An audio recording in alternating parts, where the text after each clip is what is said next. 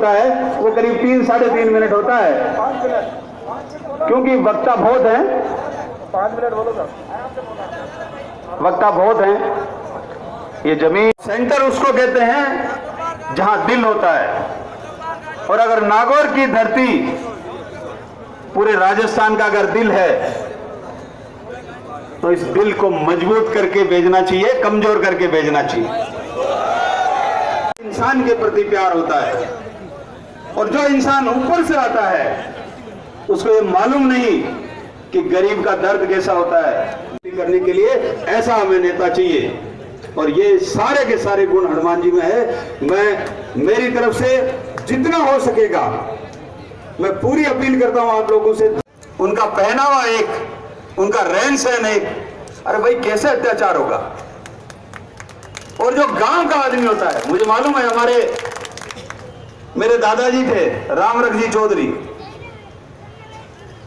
जब मैं जगदीश सिंह पूरी अभी बना रहे हैं साथ में चुनाव, और ये देश के भाग्य का निर्धारण होने, ये लोकसभा जो बनने जा रही है, जो प्रधानमंत्री बनने जाएगा, वो वास्तव में देश को आगे किस ढंग से ले जाना है। और हमारे सामने आप सारे सर्वे पर महिलाएं, बच्चे, आपके बुजुर्ग सब एक साथ, क्योंकि कोई ऐसा वर्ग नहीं है जिसके लिए हमने पिछले 5 साल में कोई अच्छी योजना ही नहीं लाई। और डेवलपमेंट के हिसाब से देखें, मोदी जी का कोई मुकाबला नहीं। काम करने का देखें, 18 घंटे एक व्यक्ति काम करता है बिना किसी निजी स्वार्थ के। ऐसा व्यक्ति आपको शायद मिलेगा नहीं, ढूंढने से नहीं। कई वर्षों से राजनीति में कुछ चेहरे पढ़ना भी आता है। आपके चेहरे पर जो अपनत्व का भाव मैं देख रहा हूँ, नौजवानों के चेहरे पर जो उल्लास का भाव देख रहा हूँ, मैं कह सकता हूँ, मैं राजनीतिक पंडित तो नहीं, पर यह कह सकता हूँ, नागौर की राजनीति नहीं, मारवाड़ की राजनीति नहीं, राजस्थान की राजनीति नई करवट बदलेगी। और निश्चित तौर पर विकास के नाम पर विकास की बात सियाल साहब ने बहुत कह दी, योजना बता दी। मैं तो कहता हूँ, नया हिंदुस्तान, स्वाभिमानी हिंदुस्तान, विश्व गुरु का खिताब पाने वाला हिंदुस्तान, विश्व की सबसे बड़ी अच्छी तेजी से चलने वाली अर्थव्यवस्था को सुधारी करने वाला हिंदुस्तान। प्रणाम करता हूं। चुनाव होते हैं, चुनाव आते हैं, चले जाते हैं। हर चुनाव का अपना एक अलग विषय होता है, और ये चुनाव एक अलग बात लेकर आया है। ये चुनाव न जात का चुनाव है, न गांव का चुनाव है, न किसी धर्म का चुनाव है। ये चुनाव इस देश का चुनाव है। इस देश के चुनाव में आप सब लोग जो भागीदार बन रहे हैं, उनको मैं सबका बहुत बहुत स्वागत करता हूं। और स्वागत करता हूं मैं हनुमान जी का, कि उन्होंने एक तरह से ये जो सेना खड़ी की है, ये सेना नागौर तक सीमित रहने वाली नहीं है। ये राजस्थान में कांग्रेस की सारी सीटों पर हनुमान बनकर उन सीटों को हराने का काम करेगी। इसलिए मैं हनुमान जी को भी कहता हूं कि सेना को कहो कि पूरी लंका में ये छा जाए। भाइयों, बात नरेंद्र मोदी जी की हो रही थी। एक वो देश जिसने कहा नरेंद्र मोदी को वीजा नहीं दूंगा। अमेरिका में सरकार का कोई प्रधानमंत्री अमेरिका की पार्लियामेंट में बोलता हो, और 36 बार उनके भाषण के दौरान वहां के एमपी खड़े होते हैं, बैठते हैं, तालियों से हाल गूंज जाता है। हिंदुस्तान में टेलीविजन पर देखने वाले देश के लोगों का सीना फूल जाता है कि हमारा प्रधानमंत्री आज अमेरिका को नाच नचा रहा है। और जो पड़ोसी विधानसभा क्षेत्रों से मैं है, मैं आपका सबका और विशेष रूप से आईएलपी पार्टी के साथ साथ भारतीय जनता पार्टी की पूरी टीम का, युवा मोर्चा की पूरी टीम का हृदय से आभार प्रकट करता हूं। बहुत बहुत आपको धन्यवाद कि हजारों की तादाद के अंदर आप यहाँ पे आए। ये रैली राजस्थान के अंदर जितनी भी नामांकन रैलियां हुई है, उनके अंदर विशाल रैलियों के अंदर नागौर की रैली का नाम आएगा। यह आपने दोबारा इतिहास दोहराया।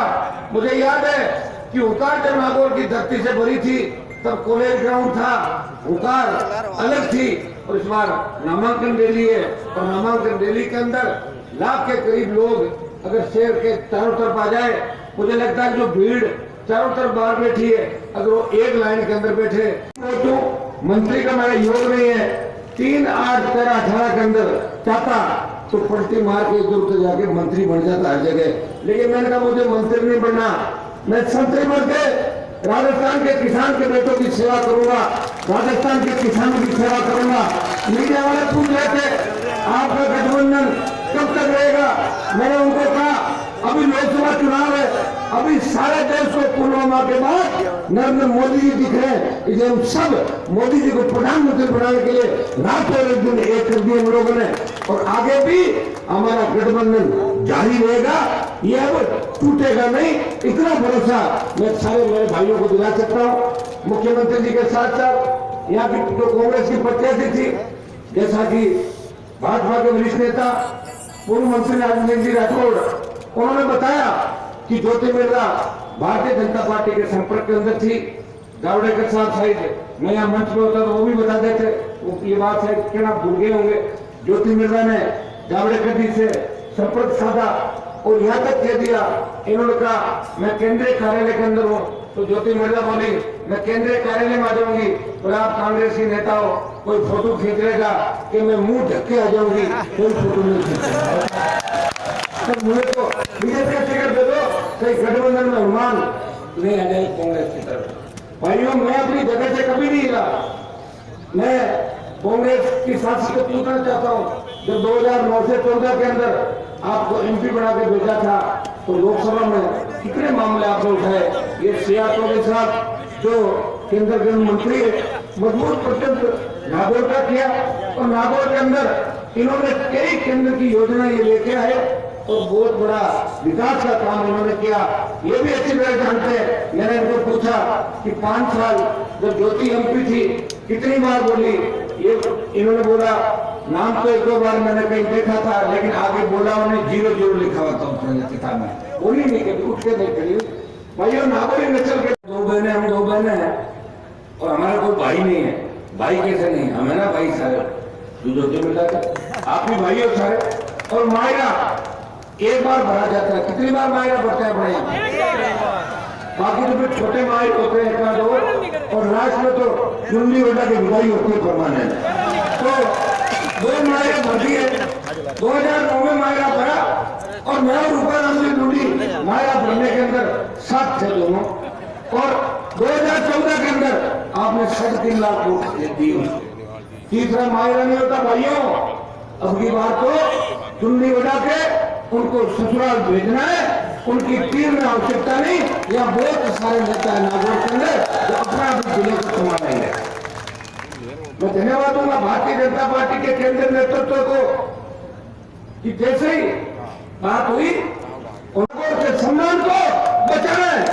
मुझे धन्यवाद भारतीय जनता पार्टी के दोनों जो आपके शहर नागौर शहर जिला और नागौर ग्रामीण की संपूर्ण पार्टी का, मोर्चों का, और जितने भी तमाम चुनाव लड़े नेतागण हमारे, उन सबका मैं धन्यवाद देता हूं कि आप सब मुझे आशीर्वाद देने के लिए आए, और आगे भी जब भी कार्यक्रम कॉन्फ्रेंस वाइज होंगे आप बैठ के बात करेंगे।